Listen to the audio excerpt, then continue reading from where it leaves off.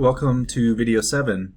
In this tutorial, we will dip a toe into C#. C# is a coding language that we can write inside Grasshopper. It's one of 3 languages we can use. The other 2 are Python and Visual Basic. I prefer C#, but Python sometimes has its benefits. I've never used Visual Basic, and I'll explain the whys for all of that in another tutorial. For now though, we're just going to do a little bit of coding. If coding seems intimidating, that's totally normal. It is intimidating for everyone at some point. And then it just becomes second nature, like anything else you'll learn. And anyone can learn it. You don't have to have any special proclivities or talents or anything like that. And we're just going to do a tiny bit right now, just enough to solve this little problem we have.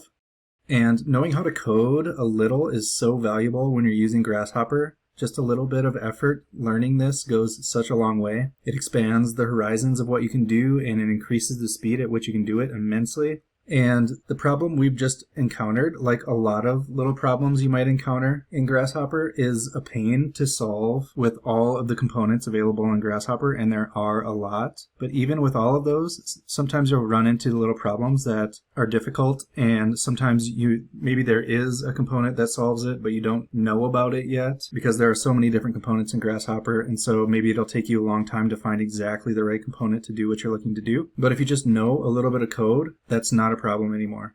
And if you're familiar with 3D modeling more generally, in most of the typical architectural modeling software, you probably are used to encountering situations where the software limits what you can actually do. Something might be very tedious, or something might be actually impossible to do with the available tools. And one major problem that comes from this is that we start to compromise our designs to fit better with what's easy to model with that specific software, with whatever software we're using at that time or on that project. But if you know a little bit of code, this problem all but completely disappears. But I totally understand if you don't want to do any code at all. So if you're strongly against writing any code and you just want to move past this part of the tutorial, you can just use the component that's in the Grasshopper script that's available for download. If you're on the Pavilion website, it's available below the video you're watching right now. And if you're watching this on YouTube, you can just go to pavilion.nuLUCA.com and then go to the Intro to Grasshopper Part 1 page to find the downloadable file. So this will just be a little bonus Intro to C# tutorial inside an Intro to Grasshopper tutorial. You can take it or leave it, but with this little C# script that we're going to write, we're going to treat each one of these points as if they are what we'll call agents. So imagine that these points have agency, like living organisms, like maybe they're insects in a colony, or they are cells, or just anything that we can give a simple set of rules to and let them figure it out for themselves where they need to be. So for now, let's get rid of this polyline component, or actually let's just disconnect it and we'll use it later. And what we need to do is get a C# component. So type in C# and you have C# script. And with the C# component, you can define all of your inputs and define all of your outputs. What we will need is a list of parameters, and I'll describe what those are in a minute. So I'm just going to type in params. And you need to tell the component what kind of data is coming in. And so if you go down here to type hint, go up to double. So a double is just a number, basically. It's a decimal number. It's not an integer. And double refers to how many decimal places or how high of a resolution of that number it's going to be. So all you need to know is that a double is basically a decimal number. And we do need decimal numbers coming in, but we also need to tell it that this is a list coming in. So right now the default is item access. That's only going to take in one piece of data, but we need these parameters to be a list. And so we go to list access. So now we've defined the first input. It's a double and it's a list. And we're going to get these parameters from this output here. You can see now that it says 0 and then 0.7, 0.48, 0.27, or 1.48, 2.27.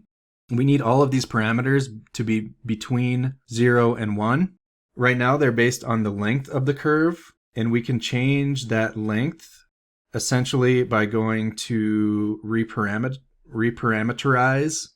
So this It actually won't change anything about the curve, but it will kind of create a new unit scale where the length of the curve is equal to 1. That way, if we want to specify any point on the curve, we only need to use numbers between 0 and 1. So 0 will be at the beginning of the curve. 0.3, for example, will be 30% of the way along the curve. 0.5 will be the midpoint. And 1.0 will be the end point of the curve. And so now these parameters that are coming out will be between 0 and 1.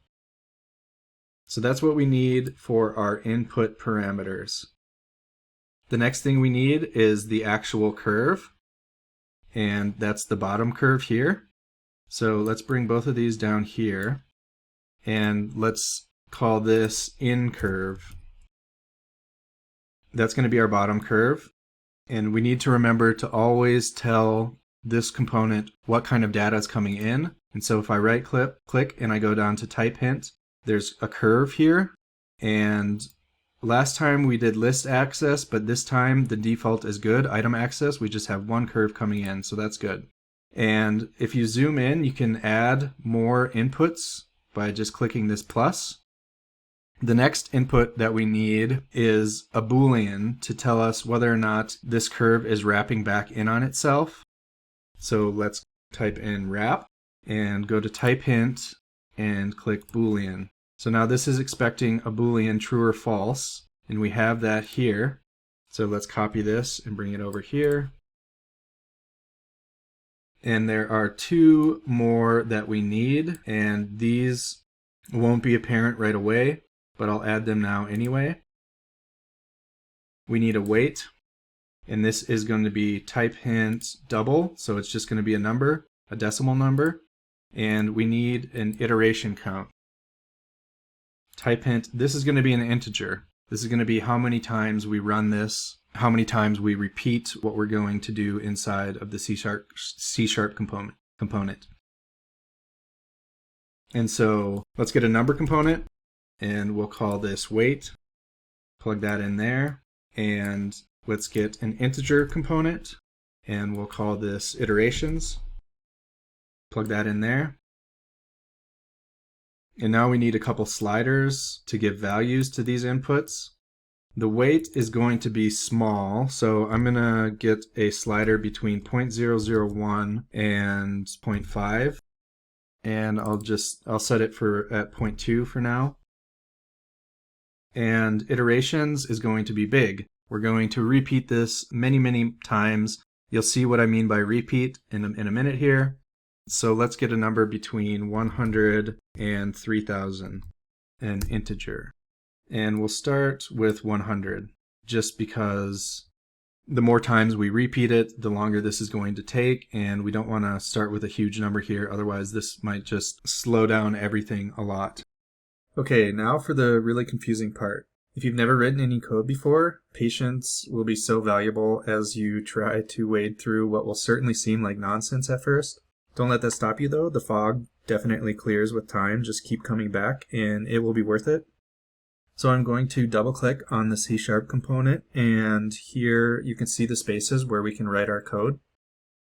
So this space up here is where you'll write your main code, and this is additional code, and this is going to make no sense to anyone new to coding in C#, or to anyone new in coding at all, but I'll describe the differences between these two spaces in a minute.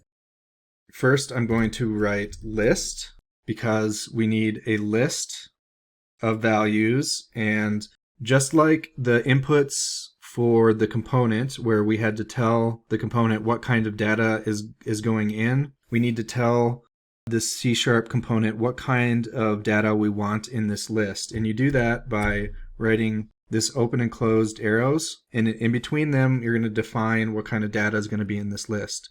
And so in this case it's going to be a double. We need a list of doubles, so a list of numbers, and then we need to give that list a name. Let's call that list parameters, and you can call it whatever you want. You can call it dogs or cats, it doesn't matter.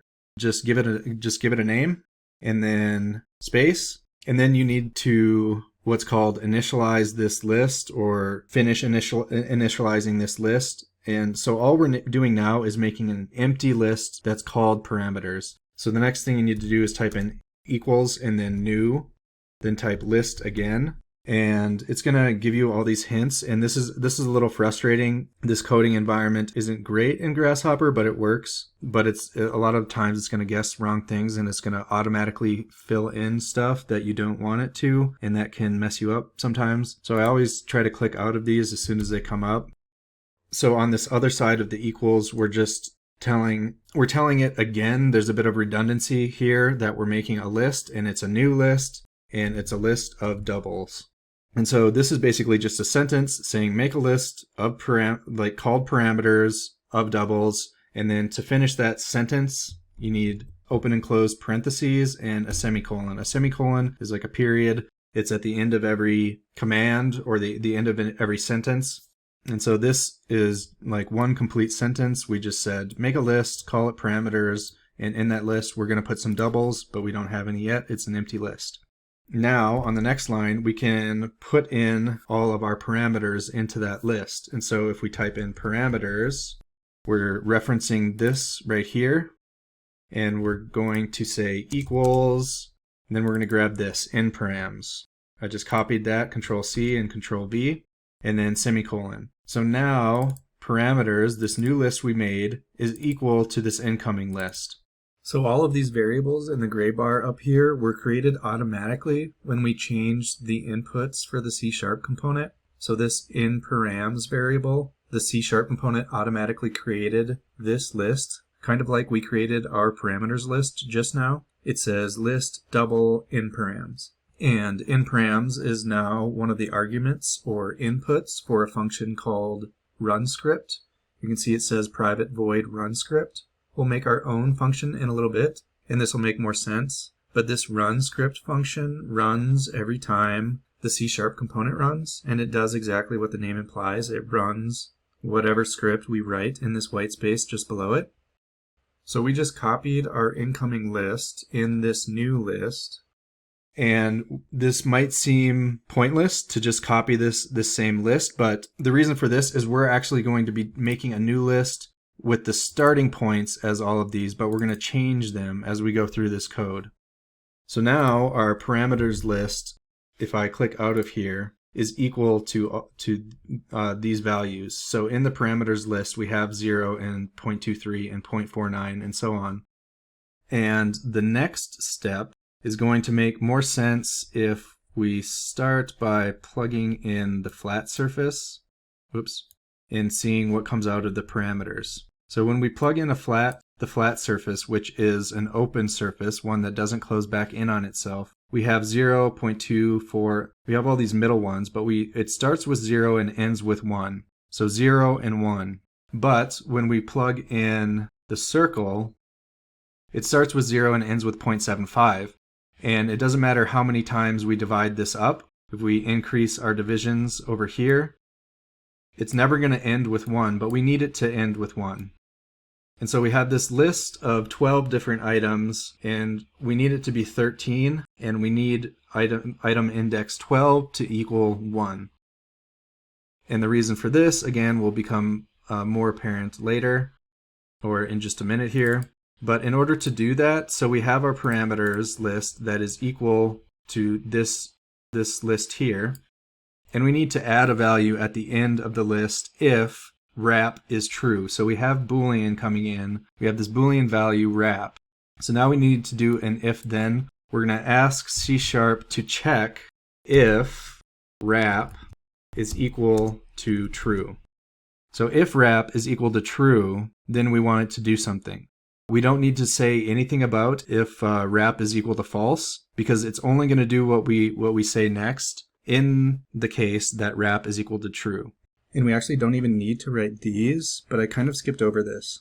Why did I put two equals signs here? It's because in most programming languages you'll encounter the equal sign means something a little different than it does normally.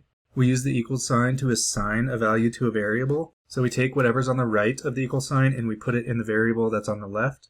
So right here we took whatever was in params and we put it into the variable parameters. So now parameters is different than it was up here. Up here it had 0 items. Now after this line it has however many items in params had. And so the machine is going to read the code in order, starting at the top and then going down. So first the list was empty, and now it has items in it. So whatever's on the right, you can imagine it being plugged into whatever's on the left when you see an equal sign. But when we want to ask if two things are the same, if two things equal each other, like we're doing here, we need two equal signs. So everything inside these parentheses is a Boolean, a true or false. So if wrap is in fact equal to true, then this whole Boolean here is true. The answer to our question is yes or true. But if wrap is equal to false, then the answer to the question we asked inside these parentheses is no, or more accurately, the value inside these parentheses is false. And so everything inside the parentheses is true when wrap is true, and it's false when wrap is false. So we don't actually need to write the equal sign here at all. We can just write if wrap. So if wrap is true, then we're going to call a function, and this is the add function. And again, this jargon probably makes no sense to a lot of you, but I'll show you what I mean. So if wrap, then, and we don't need to write then, but we're just going to do parameters dot add, and add is the function. And whenever you have a function, you need these parentheses. That's kind of saying that this is that this is going to do something. Up here, what it did is create a list. Here, it's going to add something to the end of parameters. And what do we want to add to the end of that list? We want to add 1.0. And because this is all on one line, that's fine.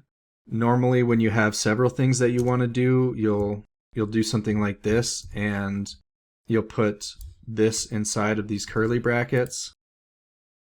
But we don't need to do that in this case. So I'm going to hit Control Z and just go back to how I had it. So if wrap, then add an extra parameter. So now it might be helpful to see what's actually coming out. So first I'm going to go here and I'm going to add another output, and B is going to be like, we're going to check what our parameters, what's actually coming out. So I'm going to get a panel, move this.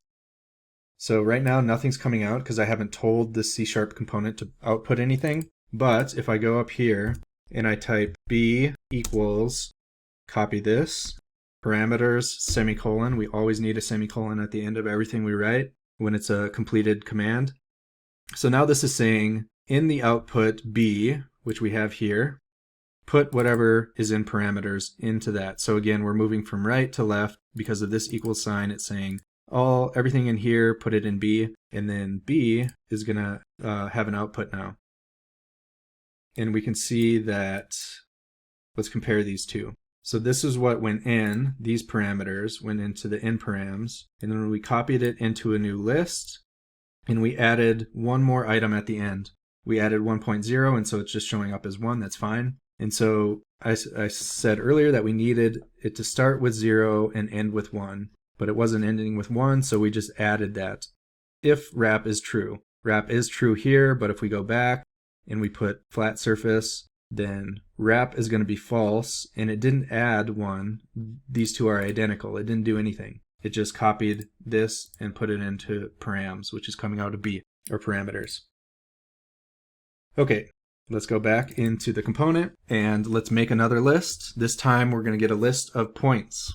So list, again, we need these two arrow brackets, and here you're going to tell it what is going to be in this list. This time it's going to be a list of points, which you might think refers to 3 dimensions, but it actually refers to the word double. Remember, double is what we're calling these high precision decimal numbers, and this is called a point 3D because we use 3 doubles as our 3 coordinates for our x, y, and z values. A point 3D is not actually part of the C# language. It's more specific. It's part of Rhino Common, which is an SDK, a software development kit.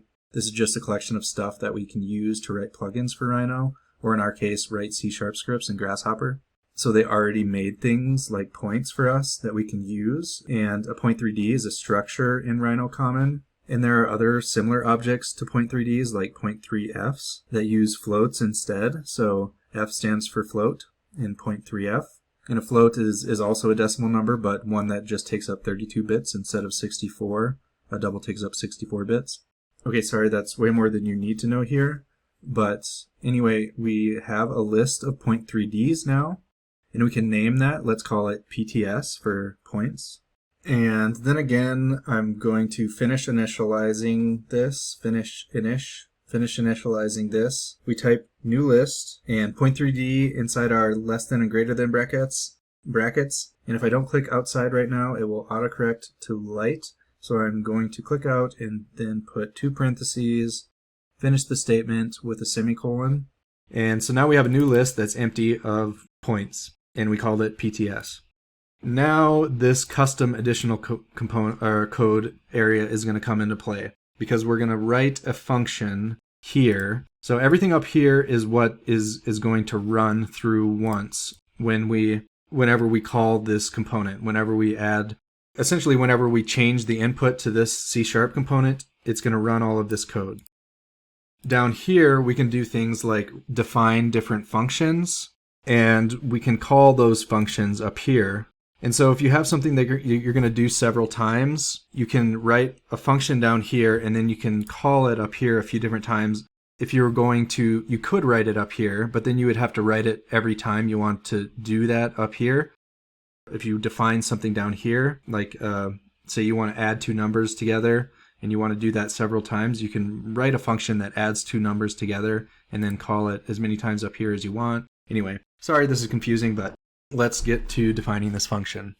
So to start off defining a function, you first need to write public or private, and I definitely won't get into that right now. Let's just call this public. And then the next thing you need to do is define what's going to come out of that function. So when you call this function, is it going to give you a point? Is it going to give you a list of points? Is it going to give you a list of doubles, of numbers? This is called the return value. So it can be void. And we could do void in this case, and if we were to write void here, that just means the function doesn't have a return value. Usually that means the function's just changing something, and in our case it would be changing, for example, our parameter list. But to practice making a function that returns something, which I think is a little easier to understand but definitely good to know how to do, we'll have it return a list, and we'll go one step beyond the list of parameters with this function. We'll have it return a list of points. So we type 0.3D.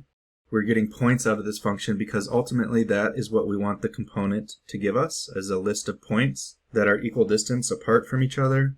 And next we name the function. I'll call it findPoints. And the convention when naming a function is capital letters for the first letters in each word. So capital F and capital P. When we're naming variables, usually we'll use what's called camel case. And this just means the first word is all small letters, and then the second and third word, if there are 3, or each subsequent word has its first letter capitalized. It's nice to follow these conventions when you know them, since when you get used to the conventions, it makes it easier for you to read others' code and to learn from it, and it makes it easier for others to read your code. So we just named the function, and now we need to tell it what inputs this function is going to have. And so we're going to put the inputs inside these parentheses. And this particular function called findPoints is just going to take in 2 inputs. The first one is going to be a list of points, or no, a list of doubles. So a list of numbers, and we can call that list, let's just call it P for now, or forever. That list is just going to be called P, so further in when we're actually defining what this function does, we're going to call P whenever we want to grab those inputs. And then comma, because this isn't the end of anything, we're just listing all the inputs, and commas are going to separate our inputs. The next thing we need is a curve, and so we need to tell it this next input is a curve, and you do that just by typing curve. It has to be a capital C, and then curve. And then you get to name that curve whatever you want. Let's just call it C. And then we're going to get to the curly brackets that we skipped over with the if statement above. But now we do need curly brackets. So I just opened and closed the curly brackets. I'm going to go over here to the left of the first one and click enter, or type enter, and then enter, enter. And this is just a way to organize the code. You could write this all on the same line, but that's hard to read and it's hard to understand what's going on. And so this is a way to type everything that this function does in between these curly brackets. So you've named the function, you've told it what to look for, what kind of inputs it's going to take in, and here you're going to write like what this function actually does. So what do we want this function to do? The first thing we want it to do is make a new list of points, and let's call these points. And don't get confused, you can call this whatever you want. I just called it points. And then again, initialize or finish this by typing new list. Whoops, see it just automatically filled that in, of point 3D, and close it with a parentheses and a semicolon. So now we have a new list. It's empty of point 3D, or of a list of points. The next line, we're going to do something else that you won't be familiar with unless you've coded before. And this is a for loop, or actually we'll just do a for each loop here. And so to do this, just type for each, and then I'll explain what this means in just a bit. So for each, let's say par, and you can, okay, let me just write this and then I can just describe in P, and we need to say what this is. So for each double, this, it turns blue, it's just telling you that this is defining what par is. So par, we just declared a new variable here. In the variable I just called par. I could have written anything here, but for each par, that is a number, a double, in P, and so we already have a variable called P. That's one of our inputs. So it's going to grab this list, P, and it's going to look at every item in that list. And I've just called all of those items par. So you can imagine them as different. Say if we had cats in a list, then I could have said for each cat in this list of cats. But for here, par is short for parameters, and for each parameter in the list called P, we're going to do something. So what are we going to do? We need the curly brackets again because we're defining what we're going to do. And so between these curly brackets, we're going to say what's it going to do for each par in P. What are we going to do for each parameter in the list we called P? We are going to do two things. First, we're going to make a new point, and we're going to do that by saying point 3D. That's letting C# component know that we're making a point 3D, one that doesn't exist yet, and let's call that new P for new point. We can call it whatever we want. So point 3D new point equals, and it's going to equal, similar to list, when we typed new list, we need to do new point 3D. And also similar to list, we need, because this is calling a function that creates a point, we need these open and closed parentheses and a semicolon. So now we have a new point called new P. But this is just an empty point variable right now. It doesn't have any coordinates yet. So we could do something like this, 0.0 space 0.0 space 0.0. And that would make a new point at the origin at x equals 0, y equals 0, and z equals 0. But that's not where we want this point to be. We want this point to be at this parameter along this curve. So I'm going to close this just for a minute, and it's not working because we haven't finished our code here. But let's just go back up and look at what these parameters mean. So let's plug in the circle surface. And so this is taking in a curve, bottom curve, and it's dividing it into, how many divisions do we have here? 12 different segments. And because it's a closed curve, there are just 12 different points at these 12 different parameters.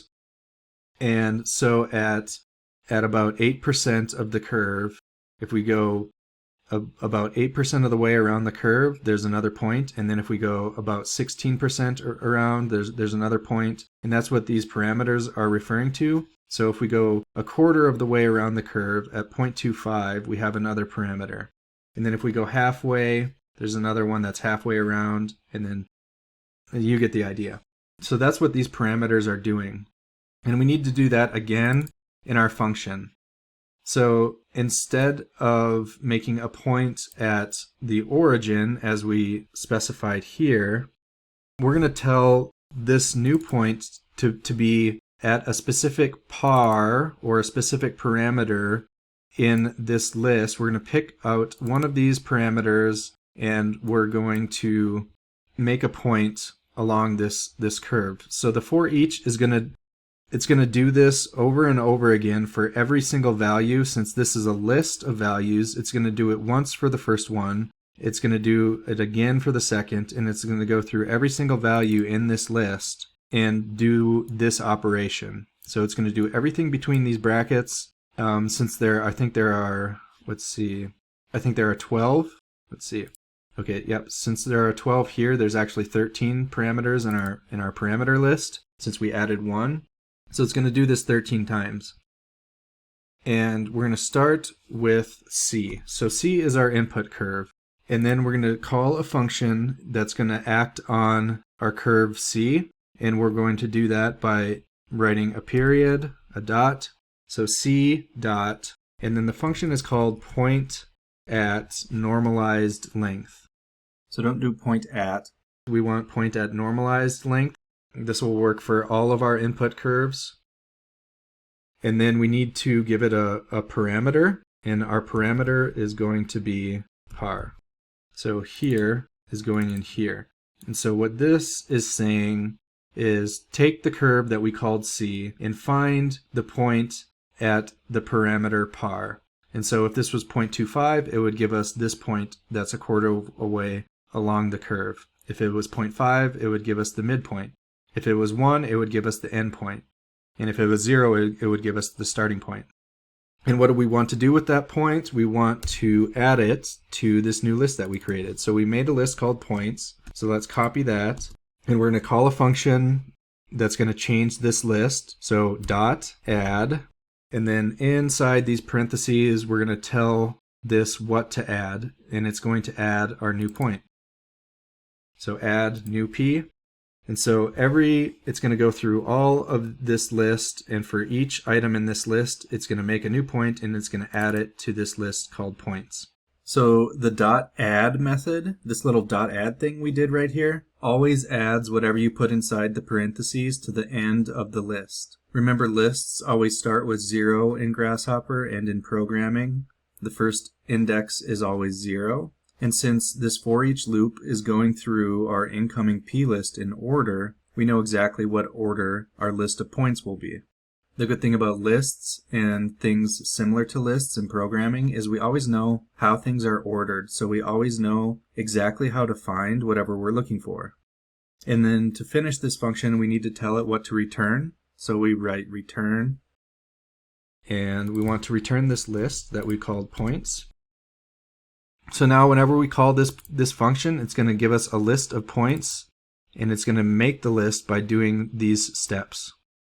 So we defined it down here. This is the extra code, and this is going to change nothing about how this component works because we haven't actually called it up here. This is where everything actually happens.